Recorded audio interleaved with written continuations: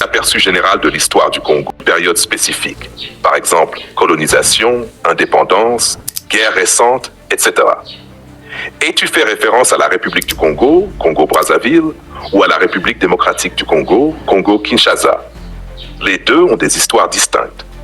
Je te propose d'abord un résumé rapide des deux. République démocratique du Congo, RDC avant la colonisation. Peuplée depuis des millénaires, la région était dominée par des royaumes puissants comme le royaume Congo, Luba et Lunda. Colonisation belge.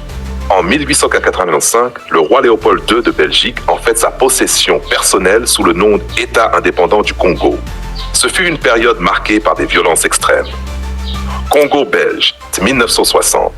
L'État belge prend le contrôle officiel. L'exploitation continue, mais les infrastructures modernes, routes, écoles, se développent. Indépendance. Le pays devient indépendant en 1960, avec Patrice Lumumba comme Premier ministre. Il est assassiné peu après. Mobutu, 1965, naît à 97. Le général Mobutu prend le pouvoir, rebaptise le pays Zaïre et instaure une dictature. Guerre du Congo. Après la chute de Mobutu, deux guerres majeures éclatent. 1996 à 87 et 98-2003, impliquant plusieurs pays africains. Le pays reste instable. Aujourd'hui, malgré ses immenses ressources, la RDC est encore marquée par des conflits dans l'Est, la corruption et la pauvreté. République du Congo, Congo-Brazzaville. Royaume Congo. Comme son voisin, il faisait aussi partie du Royaume Congo. Colonisation française. Devenu une colonie française à la fin du 19e siècle, il fait partie de l'Afrique équatoriale française, AEF.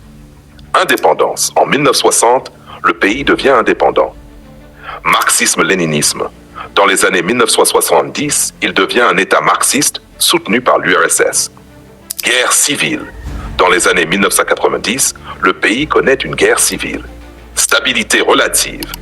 Depuis, le pays est plus stable, bien que marqué par une gouvernance autoritaire et une économie dépendante du pétrole.